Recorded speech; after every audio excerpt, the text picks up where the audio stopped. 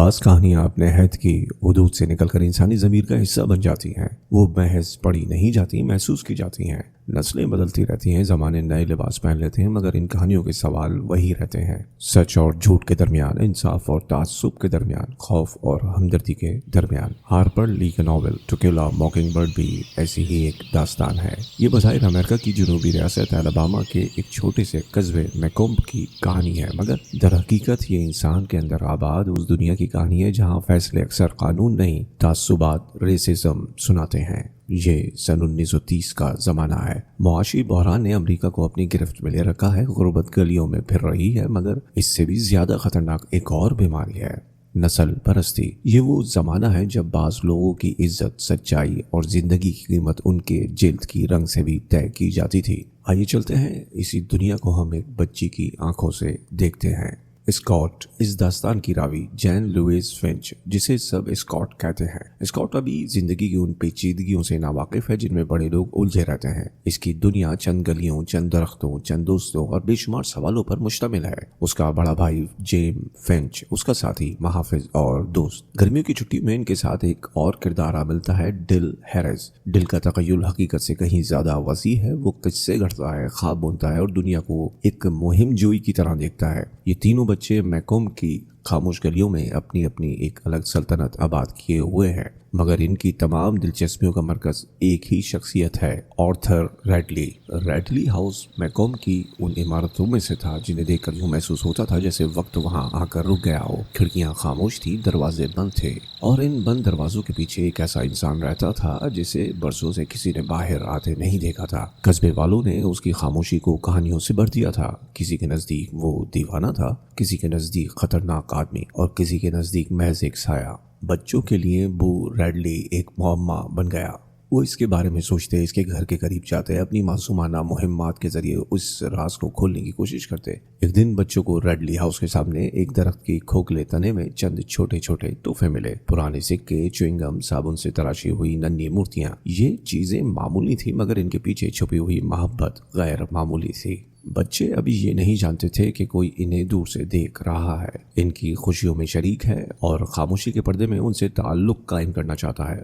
پھر ایک رات جیم اپنی پتلون ریڈلی ہاؤس کے احاطے میں چھوڑ آیا۔ جب وہ خوف زدہ دل کے ساتھ اسے واپس لینے گیا تو ایک عجیب منظر اس کا منتظر تھا۔ پتلون وہیں موجود تھی، مگر پھٹی ہوئی نہیں۔ کسی نے اسے احتیاط سے سی کر تہ کر دیا تھا۔ اندھیرے میں کسی گمنام ہاتھ نے شفقت کا ایک خاموش پیغام چھوڑ دیا تھا۔ اس وقت تک بھی بچے نہیں جانتے تھے کہ ان کا سب سے پراسرار ہمسایہ دراصل ان کی زندگی کا سب سے مہربان نگہبان بن چکا ہے۔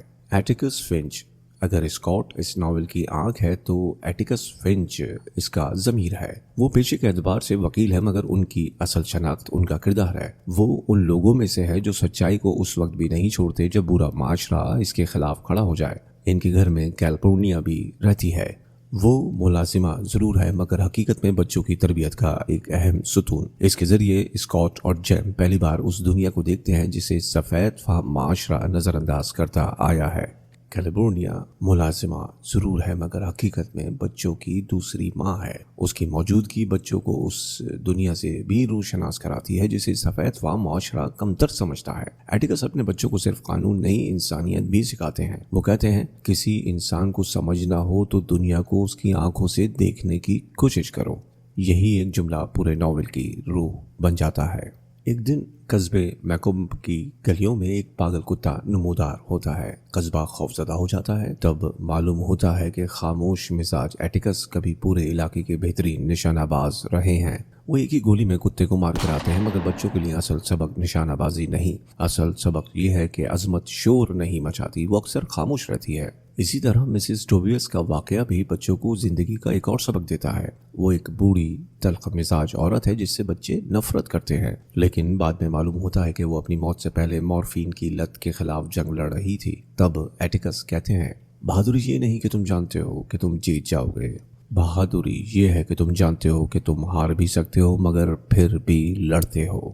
یہی تعریف بعد میں ایٹیکس خود اپنی زندگی سے ثابت کرتے ہیں۔ ایک مقدمہ جو پورے قصبے کو بے نقاب کر دیتا ہے۔ میکومب کی خاموش فضا اچانک بدل جاتی ہے۔ ایک سیاہ فام مزدور ٹام رابنسن پر الزام لگایا جاتا ہے کہ اس نے ایک سفید فام لڑکی میلیا ایول کے ساتھ زیادتی کی ہے۔ میلیا کا باپ باب ایول قصبے کا بدنام ترین آدمی ہے۔ جھوٹ، شراب نوشی اور تشدد اس کی پہچان ہے۔ عدالت ایٹیکس فنچ کو ٹام رابنسن کا وکیل مقرر کرتی ہے۔ قصبے کے لوگ ناراض ہو جاتے ہیں۔ ان کے نزدیک ایک سیاہ فام شخص کا دفاع کرنا معاشرتی روایت کے خلاف جانا تھا، مگر ایٹیکس جانتے ہیں کہ انصاف رنگ نہیں دیکھتا۔ جب پورا قصبہ ایٹیکس کے خلاف بول رہا ہوتا ہے تب چند لوگ ایسے بھی ہیں جو خاموشی سے سچائی کا ساتھ دیتے ہیں۔ ان میں سب سے نمایاں مس ماؤڈی ہیں۔ وہ بچوں کو سمجھاتی ہیں کہ ایٹیکس اکیلے نہیں، دنیا میں ہمیشہ ایسے لوگ موجود ہوتے ہیں جو شور نہیں مچاتے مگر حق بات کے ساتھ کھڑے رہتے ہیں۔ مقدمے سے ایک رات پہلے ایٹیکس تنہا جیل کے باہر بیٹھ جاتے ہیں۔ وہ جانتے ہیں کہ ایک مشتعل ہجوم ٹام رابنسن کو عدالت تک پہنچنے سے پہلے سزا دینا چاہتا ہے۔ رات گہری ہو رہی ہے، پھر ہجوم آتا ہے، غصے سے بھرا ہوا۔ اسی لمحے اسکاٹ، جیم اور ڈل وہاں پہنچ جاتے ہیں۔ اسکاٹ ہجوم میں موجود مسٹر گنگم کو پہچان لیتی ہے۔ وہ معصومیت سے اس کے بیٹے کی خیریت پوچھنے لگتی ہے۔ چند لمحوں کے لیے نفرت کا چہرہ انسانی چہرے میں بدل جاتا ہے۔ لوگ خاموش ہو جاتے ہیں اور پھر ہجوم منتشر ہو جاتا ہے۔ ایک بچی کی معصوم آواز وہ کام کر دیتی ہے جو طاقت نہ کر سکی۔ عدالت میں آخرکار مقدمہ شروع ہوتا ہے۔ عدالت بھری ہوئی ہے۔ نیچے مین لابی میں سفید فام لوگ بیٹھے ہیں اور اوپر گیلری میں سیاہ فام شہری۔ گویا انصاف کے گھر میں بھی معاشرہ تقسیم ہے۔ ایٹیکس ایک ایک دلیل سے ثابت کرتے ہیں کہ ٹام رابنسن بے گناہ ہے۔ ٹام کا بایاں ہاتھ تقریباً ناکارہ ہے، جبکہ میلیا کے زخم ایک ایسے شخص کی طرف اشارہ کرتے ہیں جو بایاں ہاتھ استعمال کرتا ہے۔ باب ایول ایسا ہی شخص تھا۔ پھر ٹام اپنی گواہی میں بتاتا ہے کہ وہ اکثر میلیا کی مدد کیا کرتا تھا، وہ اس پر ترس کھاتا تھا۔ یہی جملہ عدالت میں سب سے زیادہ ناگوار مانا گیا، کیونکہ ایک نسل پرست معاشرے کے لیے یہ تصور ناقابل برداشت تھا کہ ایک سیاہ فام شخص ایک سفید فام عورت پر ترس کھائے۔ عدالت میں ڈولفس ریمنڈ جیسے کردار بھی موجود ہیں جو معاشرتی منافقت کو بے نقاب کرتے ہیں، مگر تمام شواہد کے باوجود انجام وہی ہوتا ہے جس کا خوف تھا، انصاف کی شکست۔ جیوری واپس آتی ہے، فیصلہ سنایا جاتا ہے، ٹام رابنسن مجرم قرار دیا جاتا ہے۔ عدالت میں خاموشی چھا جاتی ہے۔ جیم کا دل ٹوٹ جاتا ہے۔ اسے پہلی بار احساس ہوتا ہے کہ دنیا ہمیشہ انصاف نہیں کرتی۔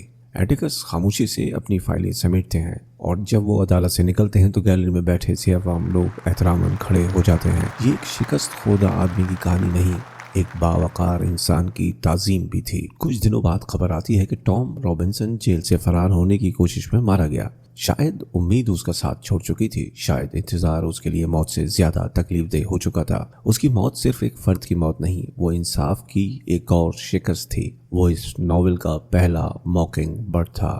اسی دوران آنٹ الیگزینڈرا بچوں کی زندگی میں زیادہ نمایاں ہو جاتی ہیں۔ وہ خاندان کی روایات، طبقاتی فخر اور جنوبی معاشرت کی نمائندہ ہیں۔ ان کی موجودگی ناول میں اس دنیا کو سامنے لاتی ہے جس میں انسانوں کی قدر ان کے کردار سے زیادہ ان کے خاندانی نام سے طے کی جاتی ہے۔ باب ایول کا انتقام۔ باب ایول اپنی رسوائی بھول نہیں پاتا۔ وہ ایٹیکس سے نفرت کرتا ہے، وہ ہیلن رابنسن کو ہراساں کرتا ہے، جج ٹیلر کو ڈرانے کی کوشش کرتا ہے اور آخرکار اپنی نفرت کا رخ بچوں کی طرف موڑ دیتا ہے۔ ہالووین کی ایک تاریک رات، اسکاٹ اسکول کے ایک پروگرام میں حصہ لے کر واپس آ رہی ہے۔ اس نے ہیم کا عجیب سا لباس پہن رکھا ہے۔ جیم اس کے ساتھ ہے۔ راستہ سنسان ہے۔ اچانک اندھیرے میں قدموں کی آہٹ سنائی دیتی ہے، پھر حملہ، ایک خوفناک جدوجہد، چیخیں، سائے اور پھر خاموشی۔ جب سب کچھ ختم ہوتا ہے تو ایک حقیقت سامنے آتی ہے۔ وہ شخص جسے پورا قصبہ برسوں ایک سایہ سمجھتا رہا دراصل ان بچوں کا محافظ تھا۔ بو ریڈلی نے ان کی جان بچا لی تھی۔ اسکاٹ پہلی بار اسے قریب سے دیکھتی ہے۔ وہ کوئی عفریت نہیں، کوئی دیوانہ نہیں، صرف ایک خاموش، حساس اور مہربان انسان ہے۔ باب ایول مر چکا ہے۔ شیرف فیصلہ کرتا ہے کہ بو ریڈلی کو اس معاملے میں نہ گھسیٹا جائے کیونکہ اسے عوامی تماشا بنا دینا خود ایک ناانصافی ہوگی، اور تب وہ وہی بات کہتا ہے جو پورے ناول کے عنوان کو معنی دیتی ہے۔ یہ ایسے ہوگا جیسے کسی موکنگ برڈ کو مار دیا جائے۔ آخر میں اس رات اسکاٹ بو ریڈلی کو اس کے گھر تک چھوڑنے جاتی ہے، پھر وہ اس کے برآمدے میں کھڑی ہو جاتی ہے اور پہلی بار دنیا کو بو ریڈلی کے آنکھوں سے دیکھتی ہے۔ وہی گلیاں، وہی درخت، وہی گھر، مگر سب کچھ بدل چکا ہے۔ کیونکہ اب وہ صرف دیکھ نہیں رہی، وہ سمجھ بھی رہی ہے۔ تب اسے احساس ہوتا ہے کہ انسانوں کے بارے میں سنی ہوئی باتیں اور انسان خود ایک چیز نہیں ہوتے۔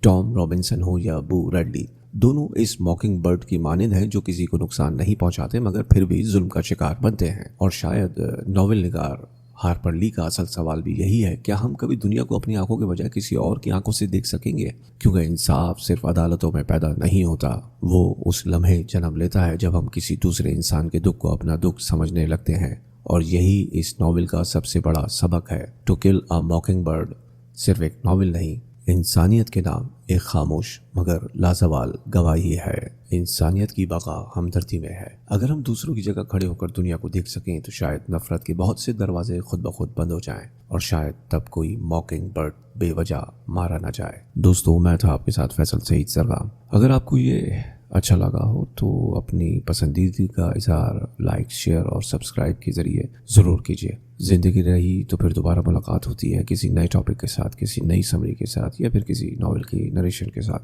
اپنی رائے کا اظہار کمنٹ باکس میں ضرور کیجیے، میں آپ کے کمنٹس کا منتظر رہوں گا۔ تب تک کے لیے الہی امانت۔